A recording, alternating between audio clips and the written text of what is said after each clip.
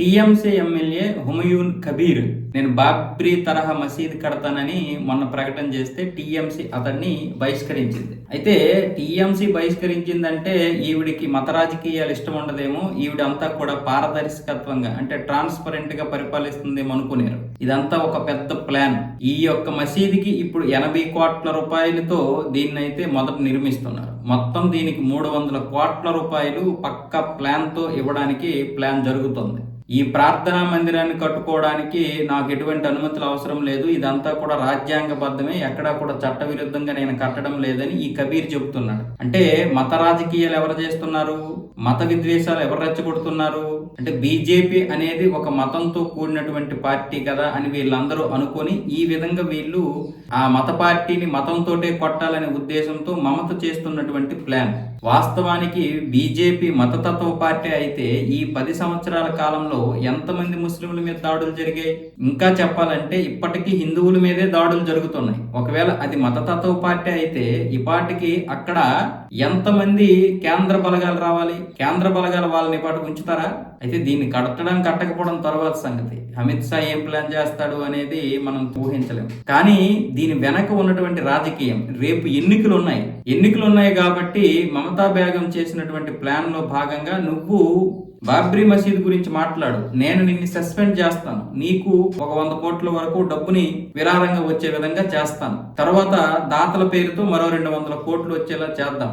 అలా ఇటు డబ్బుకు డబ్బు వస్తుంది, అలాగే మతం ఓట్లు ఏవైతే ఉన్నాయో ఈ మతం ఓట్లన్నీ కలిసి మమతా బేగంకి వచ్చే విధంగా. అంటే రేపు ఈ కబీర్ అనే వ్యక్తి మళ్ళీ టీఎంసీలో కలిసిపోతాడు. కావాలంటే ఈ వీడియోని మీరు సేవ్ చేసుకుని ఉంచుకోండి. ఎన్నికలు ఎప్పుడున్నాయి? మార్చిలోను, ఏప్రిల్లోను, మే నెలలోనూ ఉంటాయి. ఈ మార్చి వరకు మీరు చూసుకోండి ఈ కబీర్ చేసే ప్లాన్ ఎలా ఉంటుందో చూద్దాం. నన్ను సస్పెండ్ చేసినా పర్వాలేదు, నన్ను డిస్మిస్ చేసినా పర్వాలేదు, నేనైతే మాత్రం బాబ్రీ తరహా మసీదుని నిర్మిస్తాను అంటాడు. ఇక్కడ బాబ్రీ తరహా మసీదుని నిర్మించాల్సిన అవసరం కలకత్తాలో లేదు. నిజం చెప్పాలంటే నువ్వు అయోధ్యకి వెళ్ళు, అక్కడ బాబ్రీ మసీదుని నిర్మిస్తానని చెప్పు. కానీ ఎందుకు కలకత్తాలోనే బాబ్రీ తరహా మసీద్ అంటున్నాడు?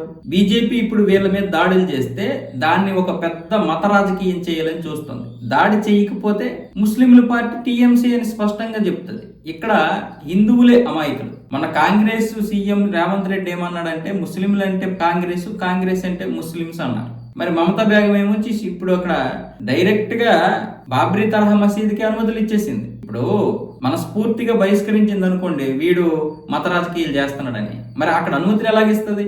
అక్కడ పోలీసులు వెళ్ళి వెంటనే దాన్ని ఖండించాలి కదా, పోలీసులు దాన్ని ఆపాలి కదా. పోలీసు వ్యవస్థ మొత్తం కూడా మమతా బేగం ఆధ్వర్యంలోనే ఉంటారు కదా, మరి ఎందుకు అక్కడ జరగలేదు? ఇక్కడ మనకు తెలియడం లేదా? స్పష్టంగా బీజేపీ దాడి చేయాలని చూస్తుంది, దాడి చేస్తుంది. బీజేపీ దాడి చేస్తే దాన్ని చాలా పెద్ద మత రాజకీయం చేయాలని చూస్తుంది. బీజేపీ దాడి చేయకపోతే ఆ విధంగా కూడా దానికి ప్లస్. అంటే ఈసారి ఎస్ఐఆర్ నిర్వహించినా సరే మాకు ఖచ్చితంగా విజయం వస్తుంది, నేనే మళ్ళీ సీఎం గా ఉండాలి. సీఎం గా గనక దిగిపోతే బీజేపీ వస్తే కేవలం బీజేపీ పరిపాలించడం మాత్రమే కాదు, ఈవిడ చేసినటువంటి దౌర్జన్యాలు, అన్యాయాలు, అక్రమాలు, దుర్మార్గాలు ఇవన్నీ బయటపడతాయి. వాస్తవానికి ఆవిడ మనస్తత్వం ఎలాంటిదో మనం చూసాం. గత ఆగస్టు నుంచి ఇప్పటి వరకు 4-5 అమ్మాయిల మీద అత్యాచారం చేస్తే అస్సలు పట్టించుకోకుండా ఇష్టం వచ్చినట్లుగా మాట్లాడుతుంది. అయితే ఇంకా అక్కడ బయటికి రానటువంటి అత్యాచారాలు చాలా ఉన్నాయి. పేరుకే ఈవిడ ఒక మహిళ గాని ఇది ఒక పెద్ద శూర్పణఖ లేకపోతే అంతకు మించి ఒక రాక్షస జాతికి చెందినటువంటి మహిళ. ఇది సామాన్యమైనటువంటి మహిళ కాదు, రాక్షస జాతికి. 18 మంది హిందువుల్ని ఊచకోత కోయడమే కాకుండా అగ్నికి ఆహుతి చేసేస్తుంటే హారత్ అని చెప్పింది. కాళీ మందిర్లో నమాజ్ చదివించింది. కాళీ మందిర్లో మొత్తం ముస్లింల్ని హిందువుల్ని కలిపేసి అక్కడ ఒక పెద్ద నమాజ్ చదివించి ఇదే మత సామరస్యం అని చెప్పింది. మరి ఏ మసీదులో వీళ్ళు హిందుత్వానికి చెందినటువంటి పాట పాడారా? పాట.